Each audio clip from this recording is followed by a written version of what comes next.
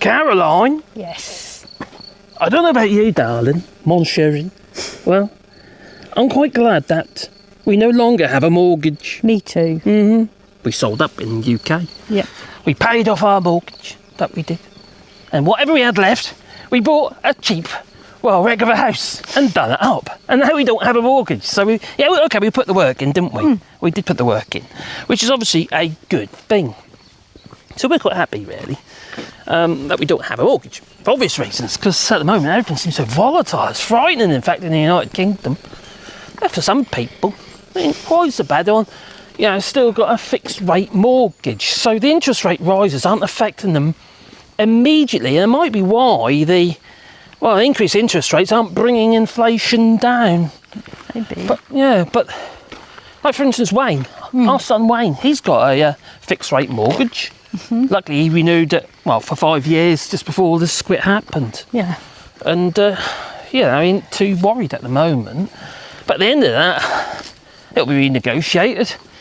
And it could be, looking at considerable increases in his mortgage. Could be. Like many people in the United Kingdom. Now, the other form of mortgage, obviously, is a variable rate mortgage. So, that goes up and down as the interest rates go up and down.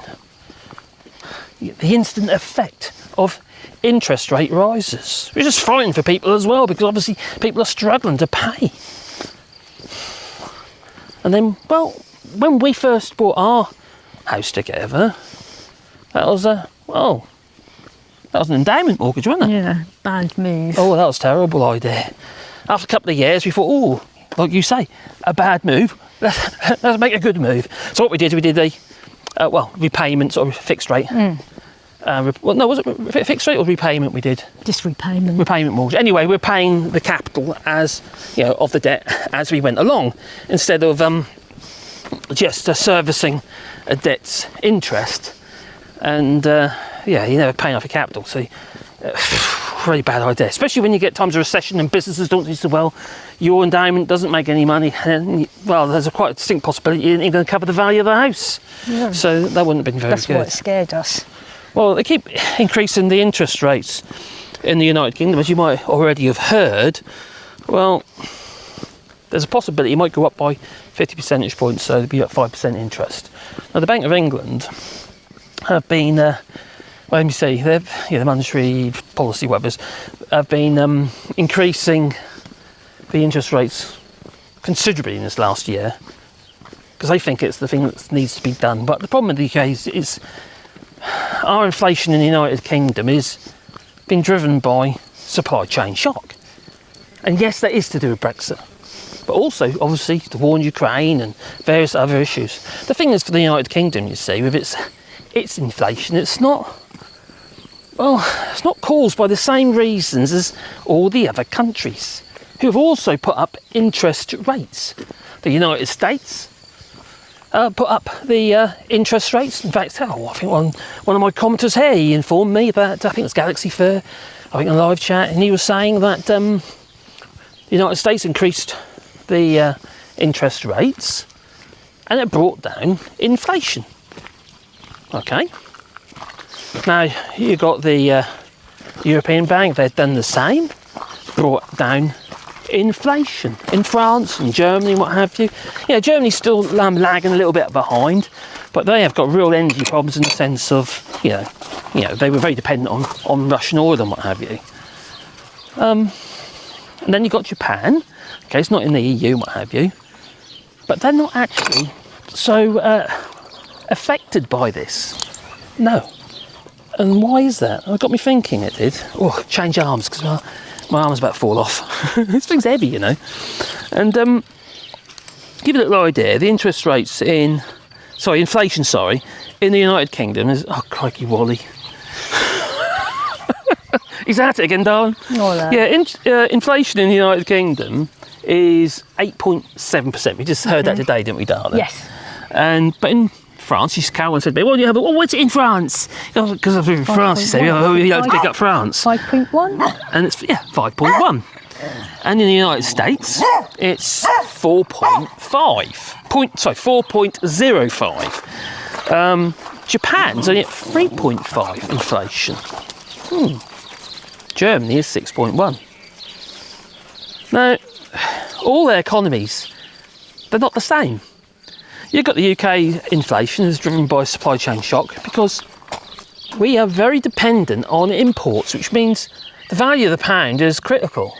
So we do what we have to try and maintain the value of the pound because we have to buy stuff in. Selling stuff abroad is not so much a problem, but we don't manufacture much anymore.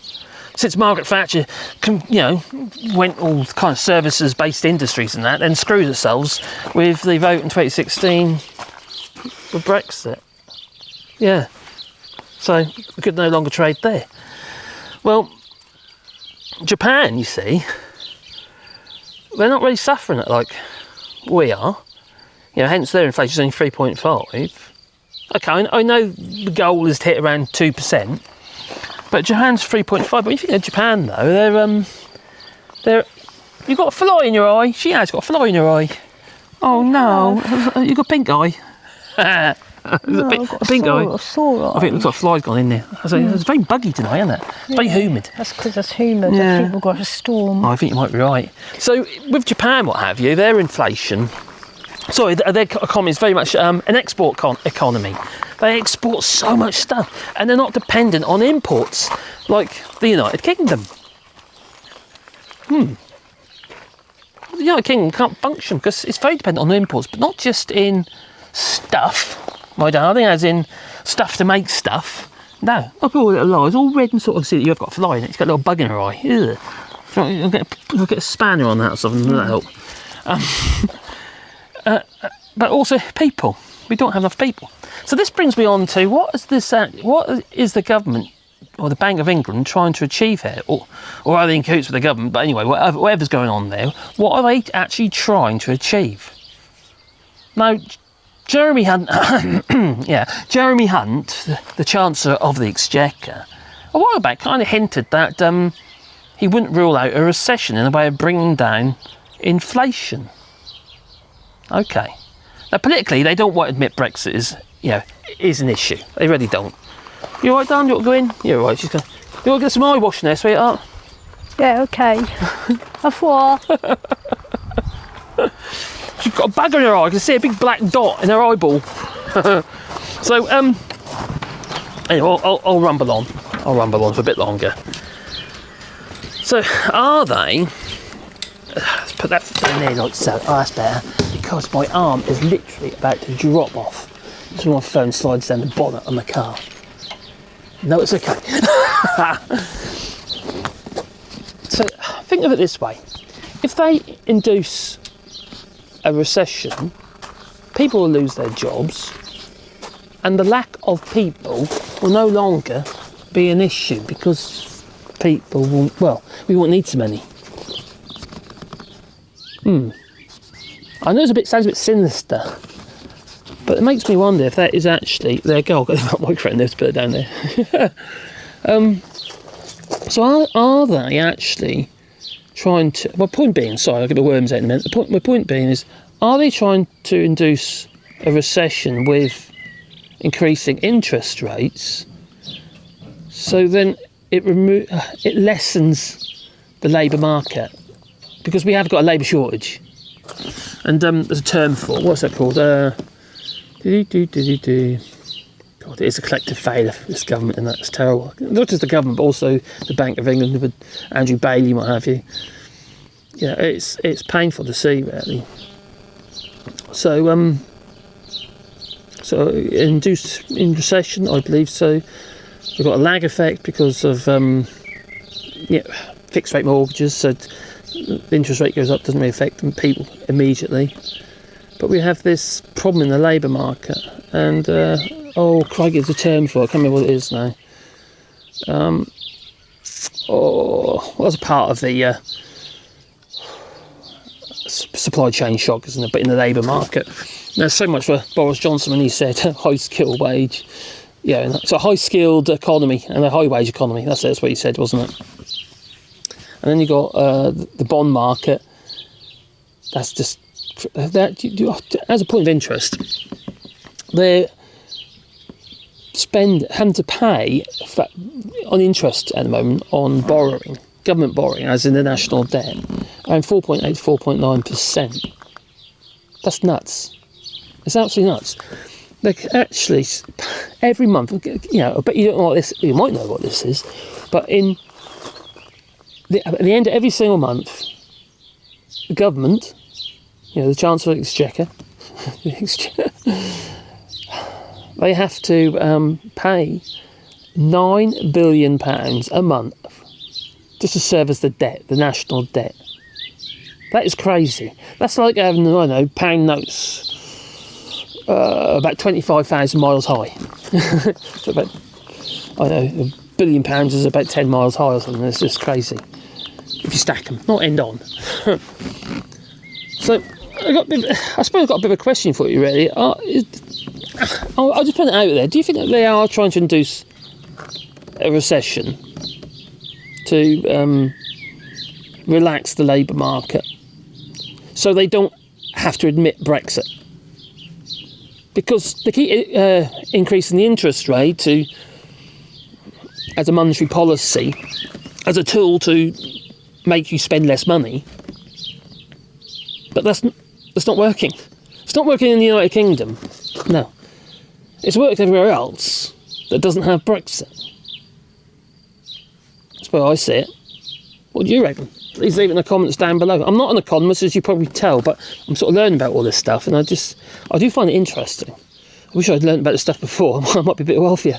But I just think it's crazy. You know, they got, what was that, Berry, whatever his name is, Mike Berry.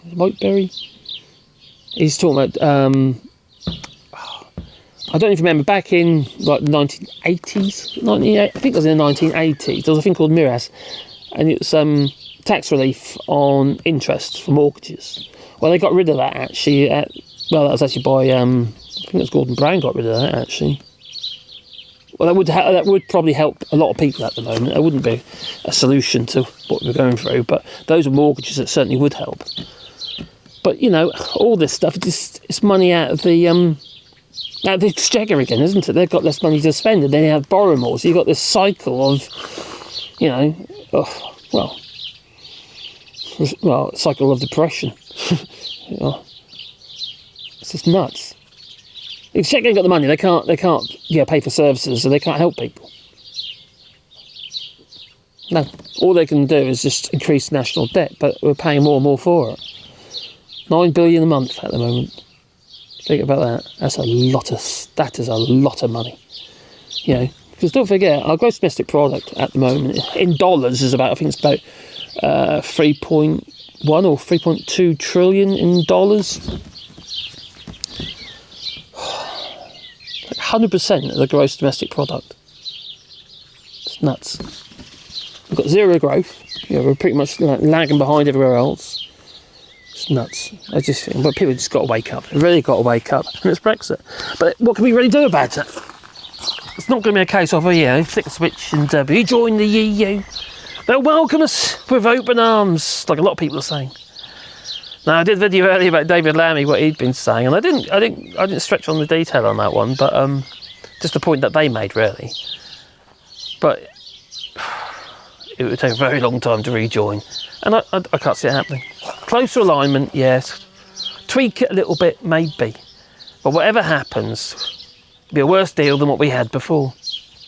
And besides, you wouldn't have full alignment, so it'd be kind of it'll be a sticky plaster. It'd just be mitigation. No, make Brexit work. No. So it does worry me. It really does. You know, I do have family in the UK and what have you. And it does affect us as well. Yeah, even though we're here in France, of course it does. So I just wonder what the outcome is likely to be. At the moment, I just can't see any answers. And, you know, if the Bank of England can't come up with solutions and they keep teetering around the edges of it and increasing interest rates and thinking that's the solution because it's worked before. Oh, and it worked for other countries. But not the,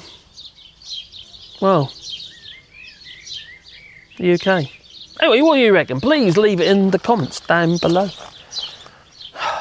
Is there something I don't know? Leave that in the comments down below, but please Boot the like button, maybe subscribe and the little bell icon so you get a warm fuzzy feeling in your pocket every time I upload another video. And I hope you'd be excited about that. Anyway, it's time for me to go, I'm supposed to die, you know. So, ta-ta.